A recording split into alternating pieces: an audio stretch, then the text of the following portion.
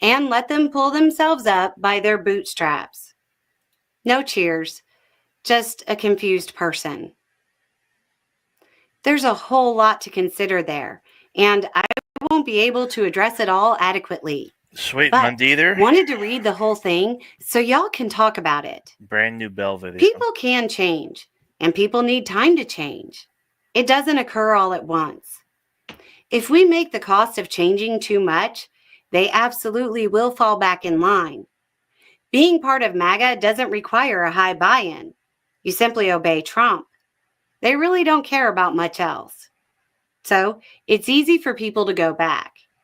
That being said, you do what you can, when you can, where you can, for as long as you can. Yes. If you can't be the person to try to guide them out because you kind of feel like they had this coming, don't try to be that person. There are people who are trying. Let them do it. It would be cool if you didn't make their job harder. But believe me, I get it. For a lot of people, there's nothing you're going to be able to do to stop them from ending up in the bed they've made. I don't cover it often because a lot of times I do feel bad for people when they receive their Fell for It Again award. But it's happening. I've seen a knife company owner get hit hard, a burger joint owner, a nail company. It's an endless string. Yeah, and there will be more people who voted for Trump because they believed him that end up getting hit really hard. As commodity prices drop and fertilizer climbs, farmers are going to be hit hard. I feel bad for them because I want a farmer to be a good farmer. I don't expect them to be an expert on international trade. At the same time, I feel like they should have learned from his last term. And I feel people should be honest about what they know and what they don't know. A lot of people from a lot of places chose to believe Trump instead of people who spent their lives studying a particular subject. I can't tell you what you should do or how you should approach it. What I can tell you is that this will probably take a wide array and diversity of tactics. Hey, there you are. And I'd love to hear your takes on it.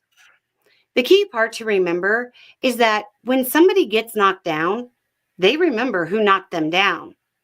They also tend to remember who helped them up. Anyway, it's just a thought. Y'all have a good day. That's the latest from Bell. All right, let's do this. I am. I just yeah. I watched the latest from Bella the Ranch, my favorite channel. But I am synced up to your StreamYard now, and I am ready when you are. Okay, here we go. Welcome to Left Coast Live. It is Wednesday, August 13th, 2025. I am your host, Dear McBusiness, American Wasp, joined as always by the now well-shaven Stat Pat Stateless Patriot of the Central Valley. We are California lefties coming at you about national politics. No idea why the background image isn't working right now. I'm going to mess around with it at some point. Yeah, but strange. I'm going to try to mess around with it at some point. But baby, hey, you shut your mouth, Megan. I'm not bald quite yet. I got a lot of hair left. I'm going to take the George Carlin approach and just let it fade away naturally. The George Carlin approach? Yeah, like from the hey, there I see the background now. But that's weird though. That's for me. Yeah, it's weird. Yeah, I mean it works though. But George Carlin's thing was like, here's another group of people who need to be beat over the face repeatedly with a piece of heavy mining equipment. White dudes that shave their head bald. Just let it disappear naturally, you fucking degenerates. It's just some shit like that. It was off of his complaints and grievances special, but that's basically my approach right now. So long story short, the reason I cut all this shit off my face is because my pizza delivery job was like, hey, you can't have facial hair longer than an inch, because I had a long goatee for a hot minute, and they were like, no, you can't have that. So I was like, I might as well just get rid of the whole goddamn thing. So here I am. Good, man. Well, I think it's a great decision. I do too. I think it looks great. I think it's overdue. Yeah, it takes off several years, honestly. And yeah, it really does, dude. You're psyched. Yeah. I'm gonna keep this up. I'm gonna maintain it as the days go on, for sure. And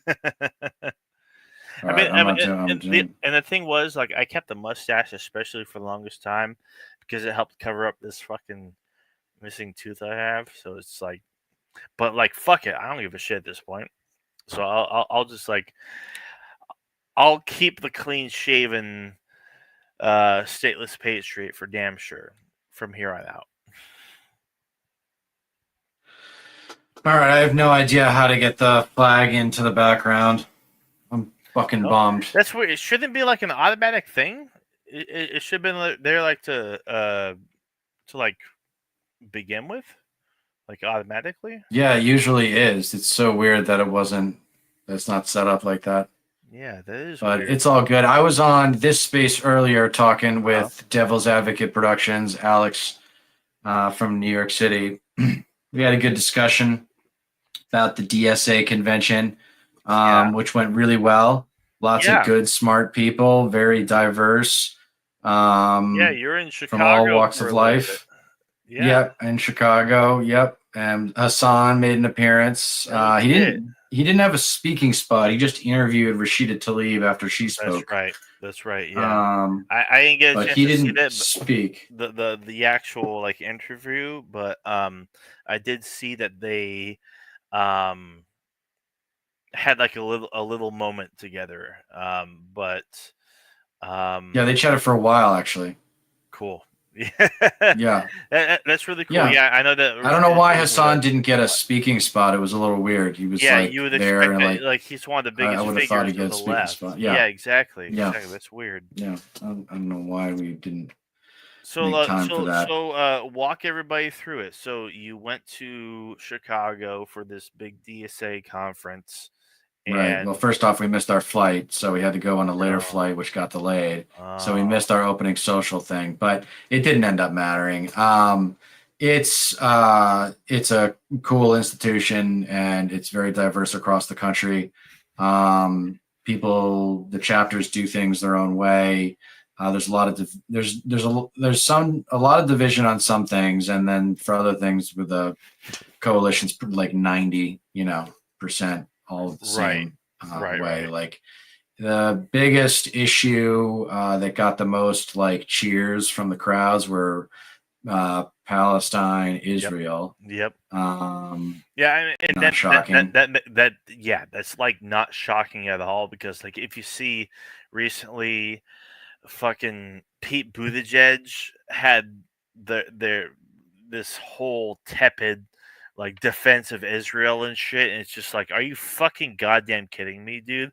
Like, if you're hungry enough for the presidential spot, it's like Hassan Piker said, you gotta read the room, dude. Like, you can't be doing that shit.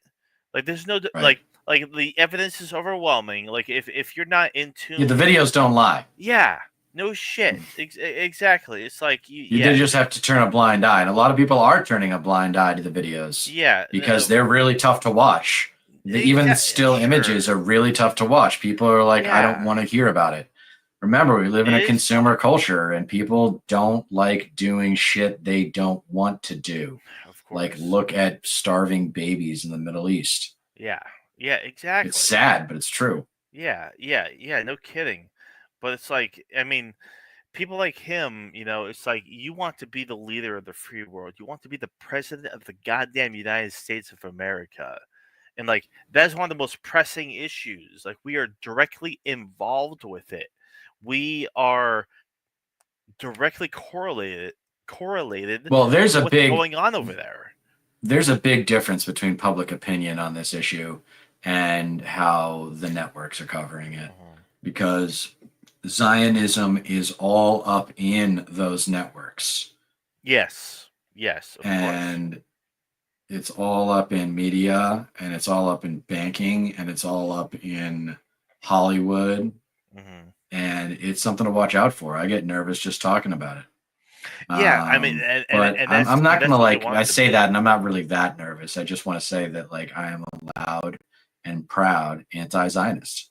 Yeah, I am not gonna feel any shame or hesitation about saying that anymore. Yes, like it's over. Like you had an argument for a couple decades there, and you have destroyed your credibility with respect to being entitled to this piece of the world. And that's the thing. Like I feel the same way. It's like that's going to be like the major issue that people are like like those in power are going to go after the most, because APAC doesn't want to lose their influence. They don't want to lose their power. They don't want to have to, you know, I guess, adjust themselves to the newfound,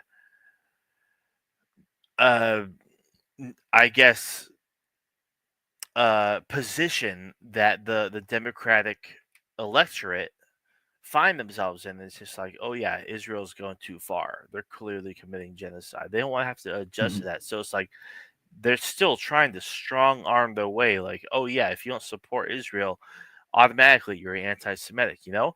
And so combating that is going to be an uphill battle, but at the same time, it's like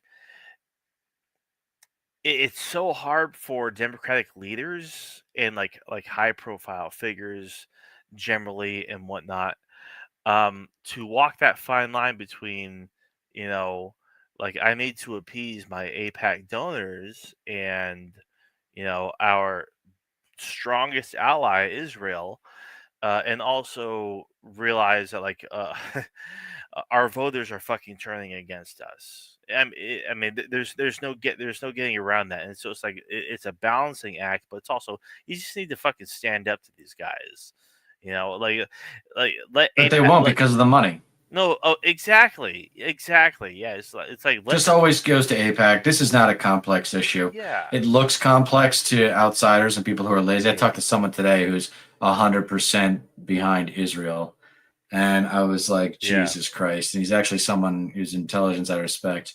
And I was, I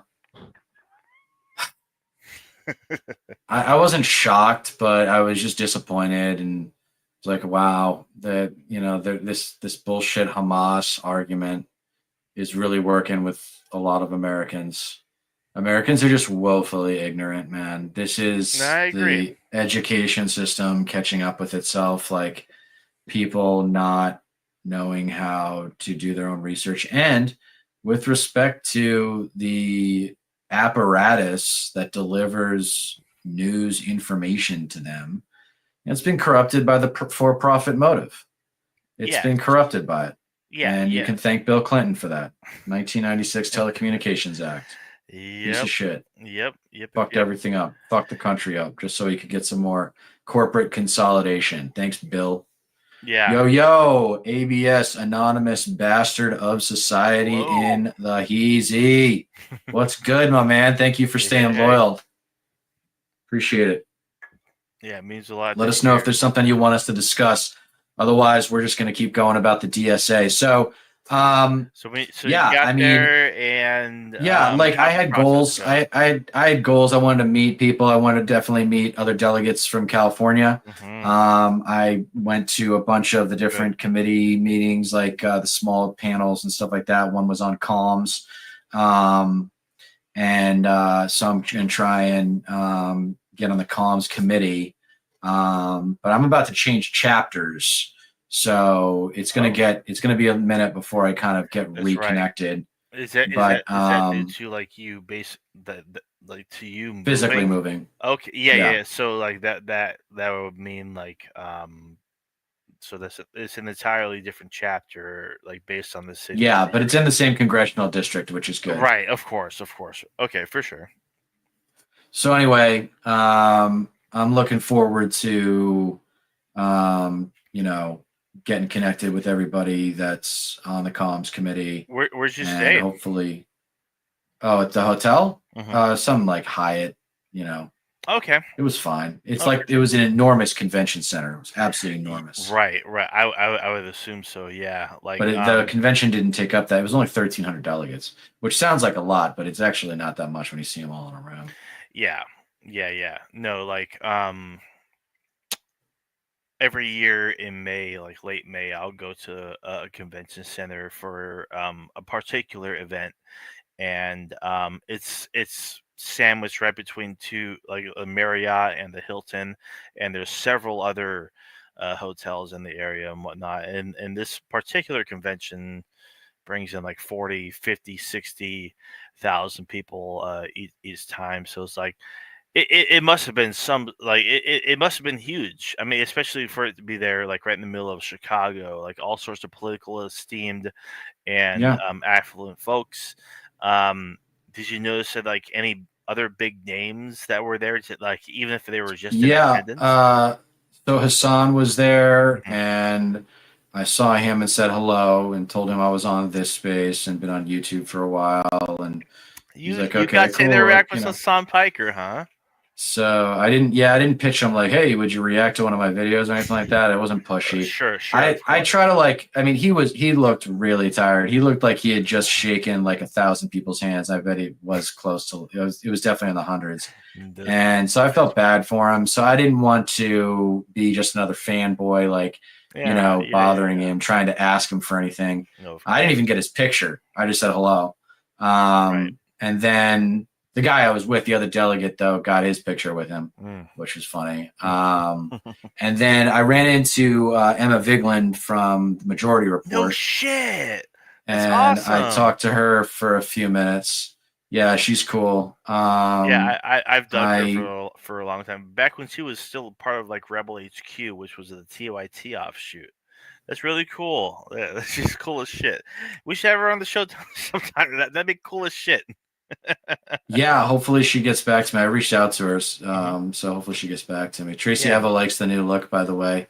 Oh, thank you. Yeah, this is definitely something I'm going to keep up because, like, I've had the mustache for years. The goatee. No, it's time to embrace it because you stay in your 20s with your clean shaven. You do. You're going to stay in your 20s for a while. Yeah. When you turn 30, you're not really 30. You're really like 27. Yeah. You're stuck on 27 for a while. Yeah, I'll definitely keep this for a while. And like, cause like, here's my thing. It's like, like the missing tooth, my upper fucking tooth. That was like my biggest reason for keeping the mustache. But like, it's not as noticeable, at least from what I pick up. You're like a teenager, okay, I'll accept it. Like the longer I can maintain my youth, or at least the perception of it, the happier I'll be. Fuck it, whatever. Thank you. It means a hell of a lot.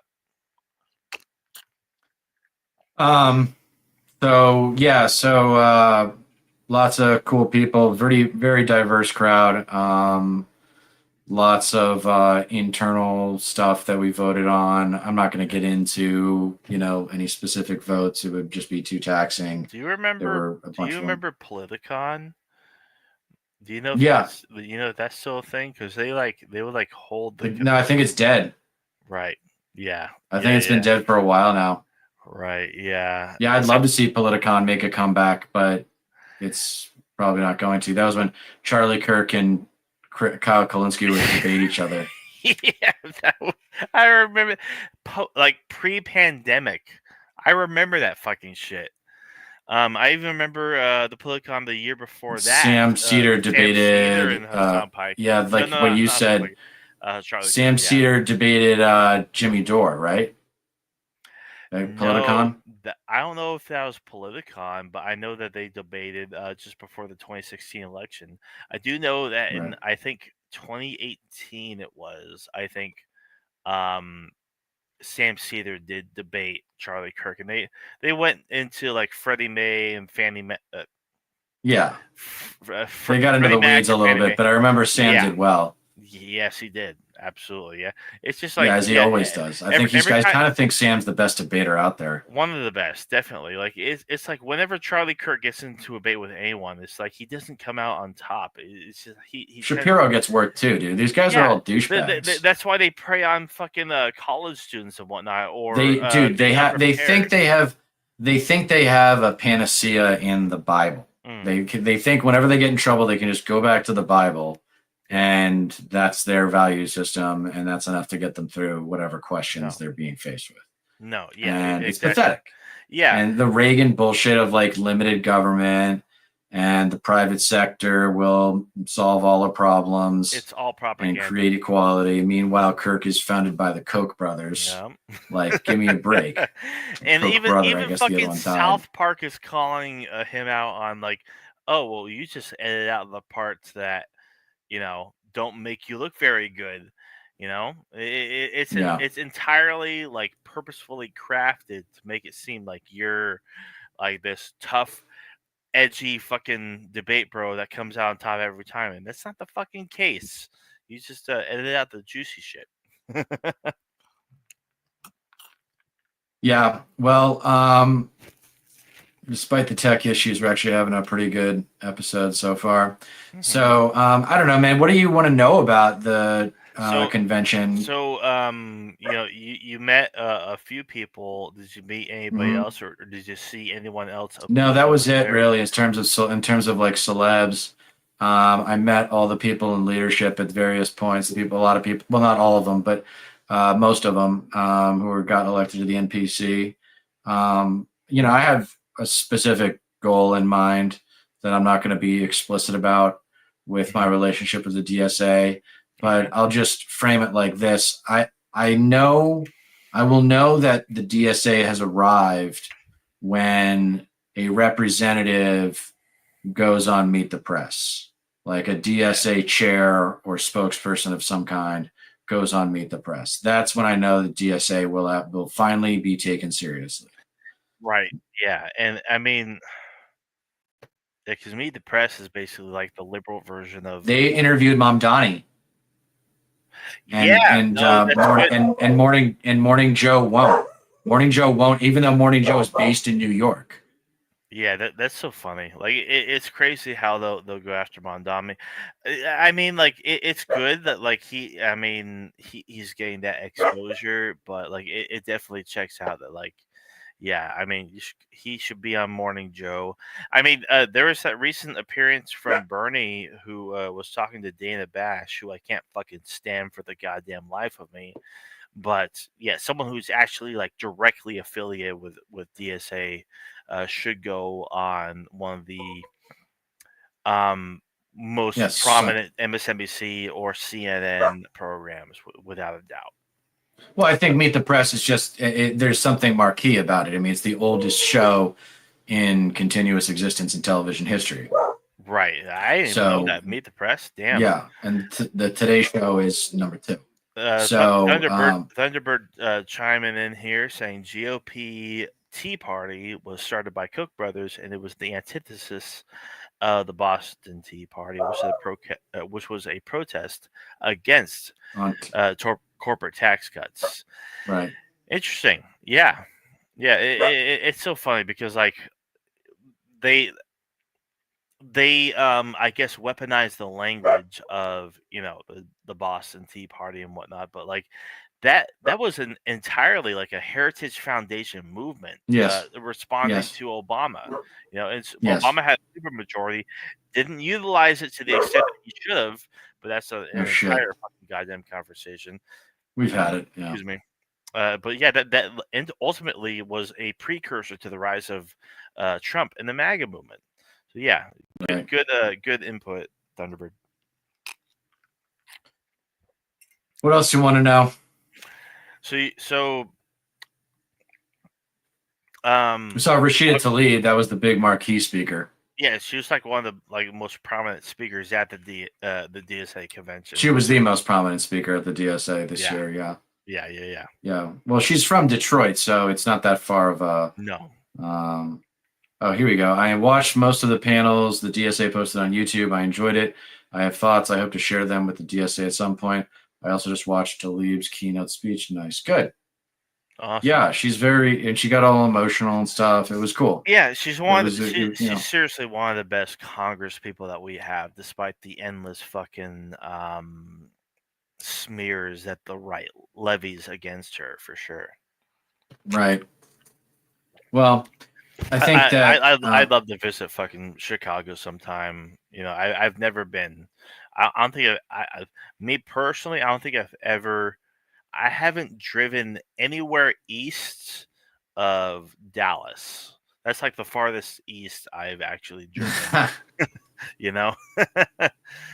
So yes, her authenticity is her superpower, Tracy. But she's also like really well read, and you know, she's more than just a cheerleader. Which, you know, she's passionate, and she's got all kinds of credibility on Palestine. So big time. You know, it's like everybody shut up and listen when she's talking about Palestine herself. Yeah. Right. Exactly. Yeah. Mm-hmm. And yeah, it's not coincidence that she's from Detroit. So yeah, there's an Ilhan Omar's from Minnesota, Minneapolis specifically. Right. So like it's just a shame that like Rashida Tlaib and Ilhan Omar and AOC is now controlled opposition. Mm. But who's the one from Massachusetts? The black woman, Ayanna Pressley. Ayanna Presley, yeah. The squad. Like they made a big play. They made a big play to try to be, and like what they didn't do was media. They didn't work the media because they didn't know how, and they didn't surround themselves with people that do know how. You know what I'm saying? Yeah, that's what national politics has become.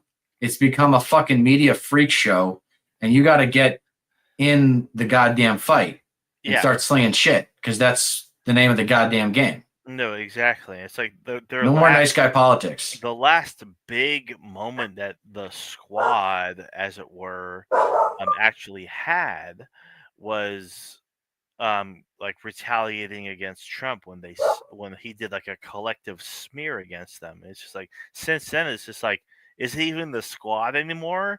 Is there any coordination? Is there any actual like political consolidation amongst them, and are they actually weaponizing that? Sure. I mean, it's really fucking shitty that we lost Cori Bush and we lost Jamal Bowman to the advent of the AIPAC influence and smears and weaponization of their fucking political contributions to get them out of office. But it's like,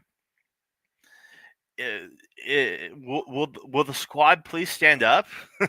Yeah, they weren't united. They haven't been united. That's the thing. Exactly, and that's that can go a long way. And the fact that we haven't seen that in a while is discouraging. You know, can all of them come out at once and like just do something like as a political gesture? You know, like come out and be like, Zohran Mamdani, he's the fucking future of the Democratic Party. Like he is best fit to lead New York City, and Democrats should take after him. That can go a long way. Like it not only reintroduces the political viability of the squad, it furthers progressive political ideals. Not to mention, you know, it boosts Mamdani in the national political spotlight. But also, it's like you guys haven't been as relevant for a while as you should be. You know, right? Like if you guys are progressives, if you guys are the most progressive members of the Democratic Party, make something of it. You know, like I just don't know why they're not. Has been and Marjorie Taylor Greene creates her own media. Yeah. Why can't these women? I don't understand why they're not using the tools to relate to the public. Yeah, the way they should be. Lately, I don't know. I don't know. I mean, they're busy, right? Like, I probably shouldn't judge. Like, I don't know what their schedule is like. It's real shitty how much I've agreed with some of Marjorie Taylor Greene's political takes lately, but it's mostly having to do with our funding of Israel and Genocide, their right. genocide of the Palestinians. Yeah. And lately, I mean, there's MAGA infighting lately. There's Candace Owens and Nick Fuentes. They've been going back and forth. And there's also Laura Loomer going back and forth with Marjorie Taylor Greene. Like, oh, you're not a real Christian. Also, you're cheating with your husband, and you're a total slut. And this and that. It's just like, I mean, fight it out, duke it out. Fucking, divide yourselves further. I don't give a fucking shit. You're all scum. That's some funny shit. So Tracy Evans suggesting here, Ilhan Omar does not like or trust AOC, and for good reason. No yeah, I'd say kidding. I AOC. didn't know that. AOC's stock is taking a fucking nosedive right now. It is. It's so shameful because, like, politically, she's controlled opposition, man. They gave her the celebrity treatment, and she's like, "Oh, this is fun." Yeah, and so now she's doing what she's told. Yeah, and now she's like, "Oh, well, if I play ball, and I give tepid defenses of Israel, I'll look good in the Democratic Party elites' eyes, I'll gain favor with them." Well, it's just the Iron Dome. She tried to separate it by saying it's a defensive arms, right? Whereas it's not like offensive. Yeah, whereas it doesn't actually fucking matter. Doesn't matter. They have a ton of money. They have so much fucking money. Yeah, give me a break. They can deal with it themselves. Exactly. God damn it. It's like, if you want to make a fucking goddamn stand, be like, oh, they receive billions from us all the time. Are you saying that, like, this next round of billions of dollars in defensive aid is gonna make a difference? No, fuck. Like, if you want to, like, have any, like, if you want to, like, wager any actual fucking leverage against Israel, include defensive fucking weapon spending and shit, like aid packages that we send them, because it's like, if they're starving the Palestinians in Gaza to death, like, why should they get defensive money either? Like, what, they can't maintain their own with the billions that we already prop them up with, and because we've given them so much over the past couple of years since October 7th. It's like, can they not maintain their own or what? It doesn't matter at this point. You need to hold as much leverage as you can against them. Who cares what the fucking Democratic insiders think? Fucking use your power as a congressman, use your influence to be like, oh, you're not going to get this unless you change your policy of letting in aid, so that way people aren't fucking starving to death, because that's what's fucking happening right now every single goddamn fucking day. It's like, I have that expression, right? It's just shit. Like AOC is not as politically astute as we need her to be. So it's like, yeah, you can go after Chuck Schumer. You want to become a senator? Take his fucking spot, but stay away from any presidential aspirations you may have for a while, because you still have a lot to learn. Oh, she's not being. She's never going to be president. No, exactly. She's not executive branch material. It's gonna take a while. She's gonna need to change a lot of things. Somebody else is going to come along with superior talent. I still don't see the talent. And that's the thing, like out there. I'm sure our hero has yet to reveal himself or herself. I can't stand it, but for a while now, like, I can't help but notice, like, Gavin Newsom's gonna be the next goddamn president of the United States. Yeah, and I hate that. I hate like there's going to be a big old Democratic primary, but he is making the most moves. He's putting the most effort into it. He's making it the most obvious, when he's not even the most preferable candidate. He's got all the tech oligarchs and broligarchs in his back pocket, like on a direct fucking line and shit. I know. But he's also like really savvy politically, like especially when it comes against like Trumpism and the MAGA movement and shit. And so like he's smarter than we think, but he's not like politically what we need right now, because he's still trying to appease a lot of the conservative side of the fucking aisle. It's just like you're not what we need right now. But then again, he's like the fucking favorite. It's fucked. Well, if he went back on his position on healthcare and said we need universal healthcare, he would be a shoo-in for the next presidency. Big time. I mean, no, yeah, like even I if think he's, that's why I even have if hope he's for bullshitting, even if he's like I have not actually I know, about but it, he should say it no matter what. It's a smart play no matter what, even if he doesn't mean it it. would be genius. It's just Give like, him the hey, presidency. you know, like, well, I am the governor of the 4th largest economy in the fucking world. You know, there's a reason California is so successful. If we fucking left the Union, the United States of America would be fucked. And like, it doesn't take much for him to convey that to the electorate. If he was the contender in 2028, he would be a fucking shoo-in, because who's after Trump? JD Vance? I don't fucking goddamn think so. Yeah, I do. So it's like, he's there. He's the tech bros guy, man. JD Vance belongs to the tech bros. But he has got shit against Gavin Newsom. He doesn't stand a goddamn chance. Well, the pendulum's swinging back. This is what Republicans do.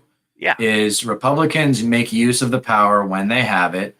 They do as much as they can especially when they have both houses, and then they just they say what the electoral consequences will be, whatever the electoral consequences will be. Mm-hmm. But we're going to use that power. Tracy said it right here. What's the point of talking about if you don't use that? Talking about the Democrats. Bingo. Yeah, look no further than what they're fucking and doing. And Tracy also agrees the leaders will emerge through the struggle, probably from within the ranks of the DSC, where you need to be, Deter. Hopefully, Thank you, Tracy. Yeah, bingo. And then that's a good point. So what about Zoran Mamdani or Saycut or even Tim Walz? So Mamdani's not a natural-born citizen of the United States, so he can't be president. He is totally focused on New York City right now, and he's doing really good. I think it's probably Pritzker, if you want a progressive hope, like you were mentioning earlier. Yeah, it's probably Pritzker. Even if he is a fucking billionaire, progressive hope. Like he's the most progressive of the bunch. Dude, a lot of historical figures of significance in revolutions and in big-time causes had money. Yeah. Like, if fucking embrace it, lefties. Yes. Like, if you grow up around money, you understand power better than when you grow up around poverty or powerlessness. When you grow up around power, you understand it better. That is just basic empathetic arithmetic.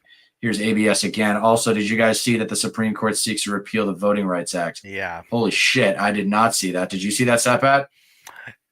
Yeah. Yeah, that on top of them by this time next year, they're also looking at repealing, was it Obergefell versus Hodgkins? Is that what it was? Basically, I don't know. What's the ruling? Overturning gay marriage. Yeah. That was another thing that they're looking at. So this is the thing right now, like, because there is there's a war going on right now, and that is between the Democrats and the Republicans. The Republicans in Texas are looking at gerrymandering their district to shit, so that way they can gain maybe 5 seats for Republicans come the midterms. And Gavin Newsom, governor of California, is like, the hell you fucking are. Yeah, I know. And I think our audience knows this. Yeah, of course. Like, they're looking to gerrymander the shit out of California to make up for what Texas is planning to do. And California is not the only one that's planning to do this. And granted, like, Texas isn't the only Republican state looking to do this as well. But this wouldn't be happening if the Republicans didn't know that come the midterms in 2026, the Republicans are pretty much fucked in the House.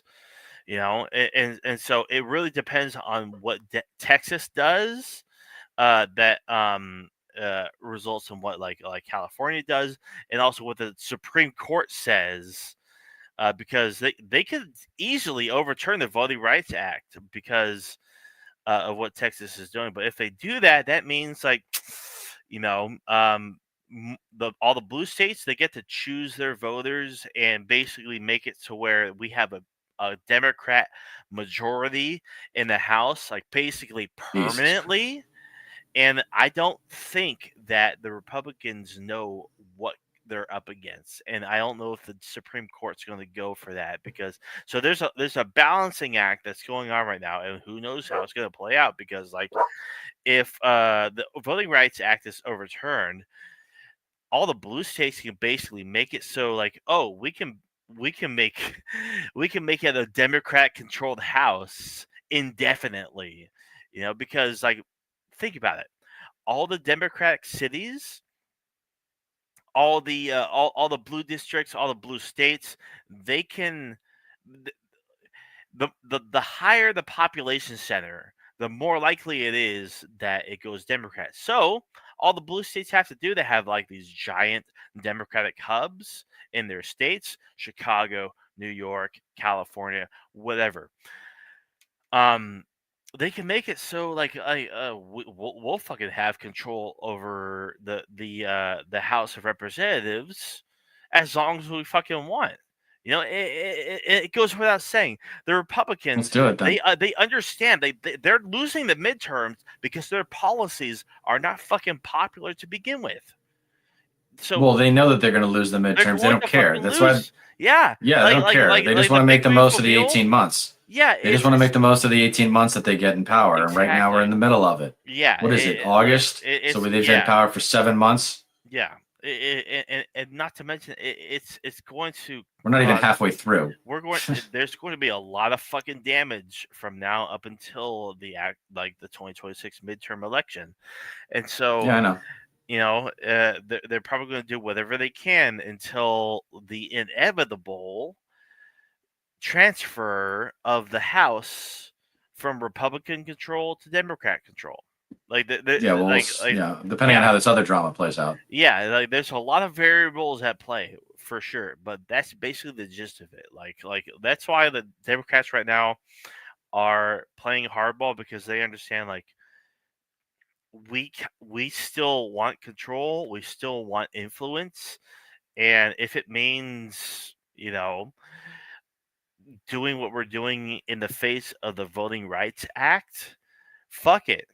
If Republicans want to play dirty and choose their own voters rather than the voters choose them, because they're not very fucking popular right now because of the big beautiful bill, for fucking billionaires, then fuck it. We'll go toe to toe with you. We'll see how it plays out, I guess. ABS, as it stands, Indiana is another state considering doing what Texas is doing, so looking at Texas to see if they'll be able to add more Republican seats. Yep. As usual, ABS with the knowledge. Yep. Yeah, and that's exactly right. Like ABS is completely on point, because it's like in response to what Texas is doing. I mean, for fuck's sake, all the Democrats in their state house fled the fucking state. Right. They don't want to have to fulfill. Well, it sounds like it's not even a safe place to be if you're a Democrat. No, Jesus Christ. No, of course. But like not enough people realize Texas is more purple of a purple state than like people actually realize. And it's about 5 points. It's only about 5 point margin. Gerrymandered to shit because of the long-standing Republican rule, and people are like, "Oh, well, look how crazy the districts in California gerrymandered." It's just like, yeah, because if it's a fucking Democrat-controlled state, the more that their donors want to make sure it stays that way.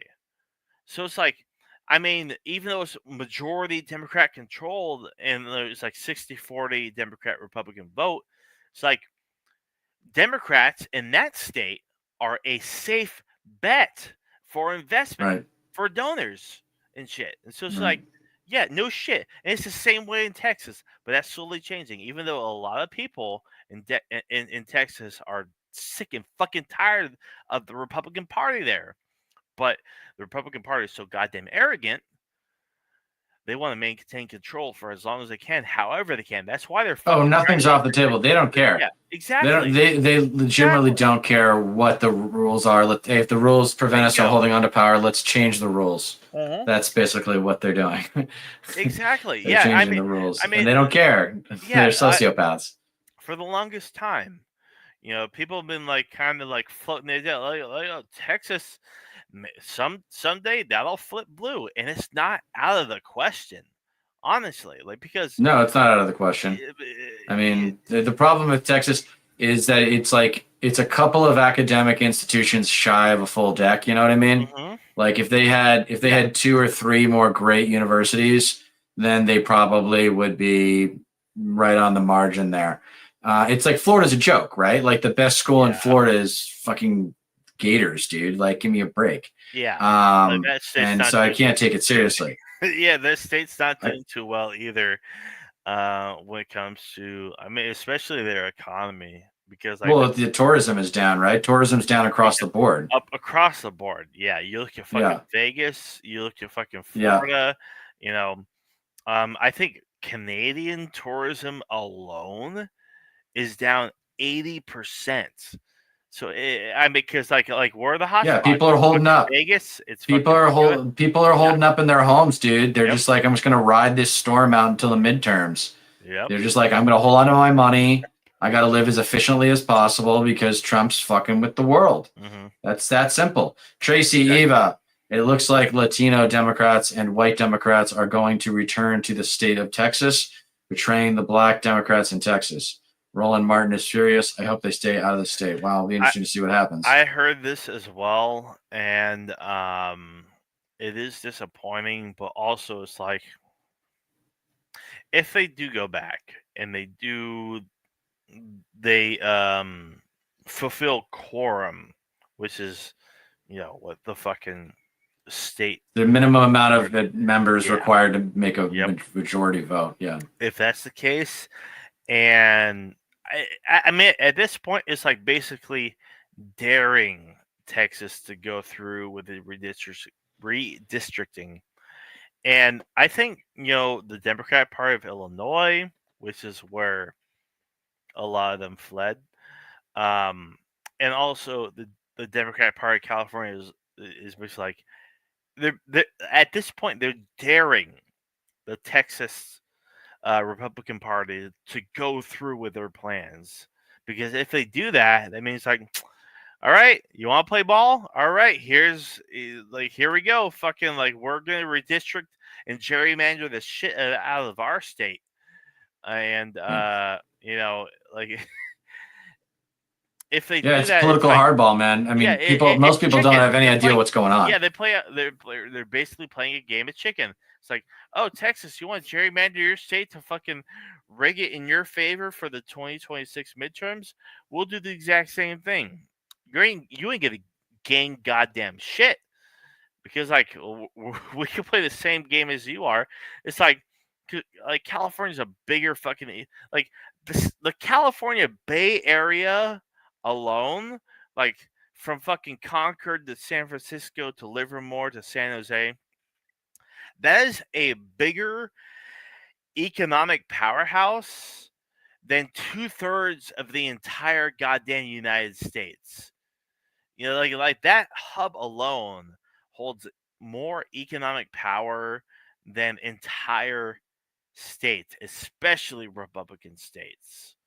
So it's just like, fucking bring Show it. some respect. Yeah. I say do it. Yeah, I say do it if it benefits us politically. It's war. I'm just saying pull out all the stops. I don't care what the rules aren't in our favor, then change the rules. And that's what we got to do when we win. When the pendulum springs back the other way, we got to put some fucking new rules in. Yeah. This is out of control with power. This is out of control with how much power the president has. This fucking we should talk about the DC authoritarian overreach. Mm-hmm. He's just making a point. He just wants to scare some. Black DC is DC is a very black city. Very. And so, I mean, he's just like, it's classic just Trump racism. It goes back to his father being a slumlord for a lot of poor black New York families in Queens. Yeah. Yeah. I mean, when it comes to DC, it's like, it's not a state. It doesn't have the same. I think he also is trying to intimidate the Democratic politicians.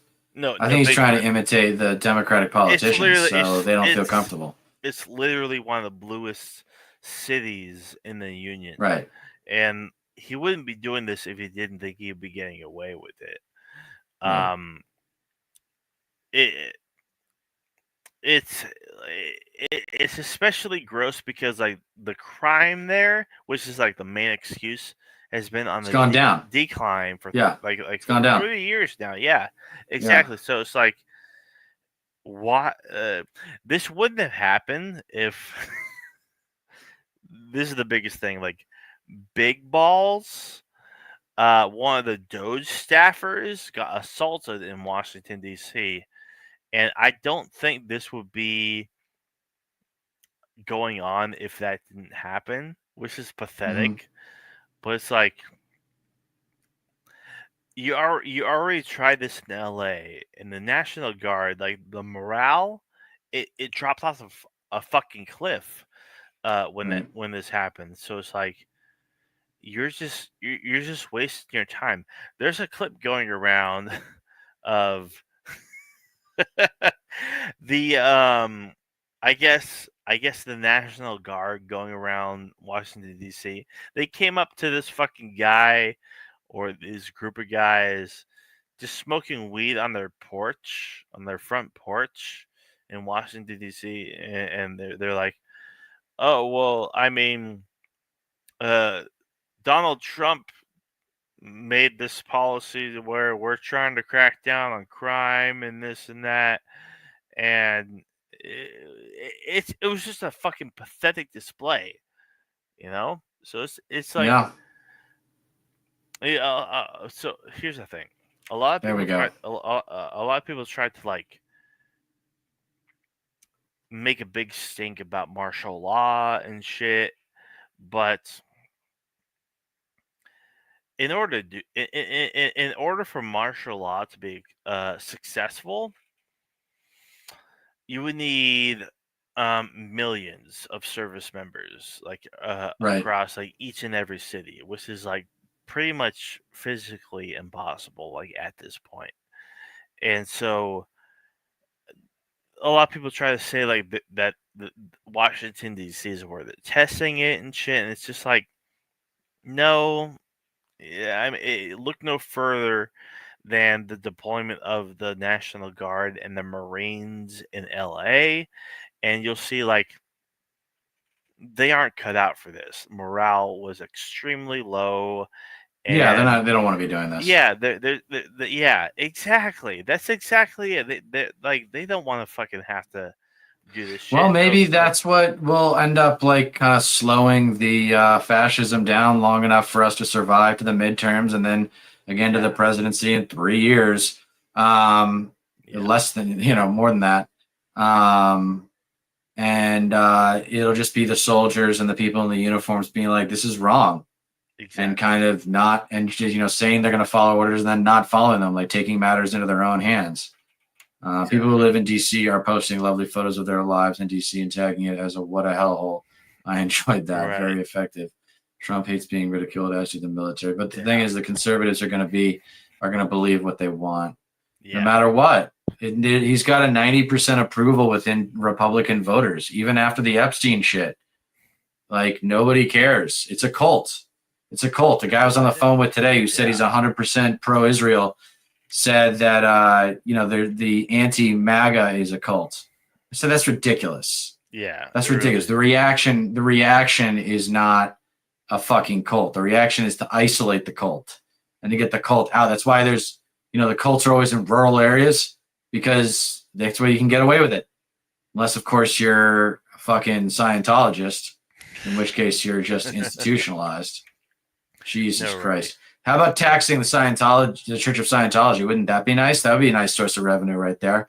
That'd pay some bills. Yeah, or I mean, like churches in general, but Mega yeah, churches. I mean, like it really depends on how convinced Trump could be of anything right now, because it's a shit show without a doubt. I mean, there's a whole Bureau of Labor and Bureau of Labor and Statistics. Yeah, like because the numbers weren't so favorable to Trump. Jobs, right? Jobs went down. Yeah, exactly. So he put in a loyalist, an author of Project 2025. It doesn't matter if like the numbers that are coming out are accurate or not. Like the distrust is already there, so it's like, way to go, dude! Like you just fucking like you just fucked over the economy even more than like you even anticipated. It's fucked. Yeah, I mean, it's just a matter of survival at this point and damage mitigation. Thank you, Tracy. That's always I am indeed. I'm getting ready for this move, and it's tough. That's right. That's right. But whatever. I got to suck it up and be there for the fans. No excuses. Okay. But yeah, I mean, it's all fucked for a while. I mean, like, I'm actually kind of grateful hasn't been. I mean, it's pretty bad. It's pretty bad out there, Right. especially if you're a brown immigrant right now. It's like you're living in a lot of fear. So Yeah. I don't know what the next level is, but hopefully it's flattening out. I mean, these arbitrary mandates on how many arrests and detainments they need to make per day, it's just ridiculous. Yeah. It's just ridiculous. And they're spending so much money on this shit. No, exactly. They're spending so much fucking money on this. Yeah. People are going fucking hungry and like, go filing for medical bankruptcy and yet they're doing all this. So, we got a while before things get better, guys. Like, I hate to be Debbie Downer, but I mean, the midterms are 13, 14 months away, 14 months away, 15 months away. Yeah.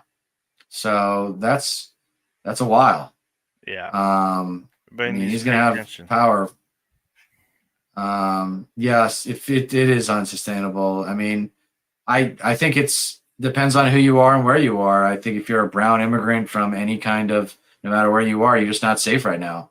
You're relying on these nonprofits and these activism groups to kind of keep ICE away from you, so you know where they are and can avoid them. It's really scary. So they're bearing the brunt of it. So if you have people in your life that are brown immigrants, please tell them to get on the internet and find these social media handles that locate ICE so that people can avoid them. Because that's all you can do. Once they get you, you're fucked. Like once they got you in their sights, you're done. They have all the power. If you hit a cop, it's 1 year automatic probation. Yeah, and that's what they're hoping for too with this crackdown. Yeah, they want you to hit them. Yeah, they want you. They want you to hit them so you can put them in the cuffs and fill out the paperwork and then get off on it. It's fucking sick. Yeah, that's another thing we got to have a conversation about someday is the fucking psychology of cops, particularly bad cops. And no one wants to have that conversation because everyone's scared to death of cops now. Yeah, and rightfully so. I mean, even white people are scared of cops now. If you have like a Bernie sticker on your fucking car or something like that, I don't know. That's why I want to stay in California. Right. Because it's friendly territory. Right. I ain't moving to Texas. Yeah. I ain't moving to Texas, dude. I don't care how much more affordable, quote unquote, it might be. Right. There's been 12 billionaire deaths this year. I also heard good news for Luigi. Can't remember if he got off, though. No, he definitely didn't get off. Not yet. I don't know about that. 12 billionaire death this year. That's interesting. Yeah, so the estate tax, they dodged their inheritance inheritors are psyched because that means they dodged the estate tax. I believe that they dodged the estate tax. I don't know. I don't know. Someone chat if you know if this means that these 12 billionaires' kids dodge the estate tax. I'd be interested to know, because that's a tax that the left really advocates for. Yeah. All right, coming up on an hour, man. You got anything else? That's pretty much it for me, dude. Tracy, particularly when cops are given immunity for prosecution for unlawful. Okay. Yeah, well, thank you for watching. Please like, share, and subscribe. Find me on Blue Sky. We go live either Tuesday or Wednesday nights around 7 p.m. Pacific, 10 p.m. Eastern. Please subscribe if you haven't already. You can send us to some of your friends. That'd be sweet. But until the next time, I will remind you all that you don't get change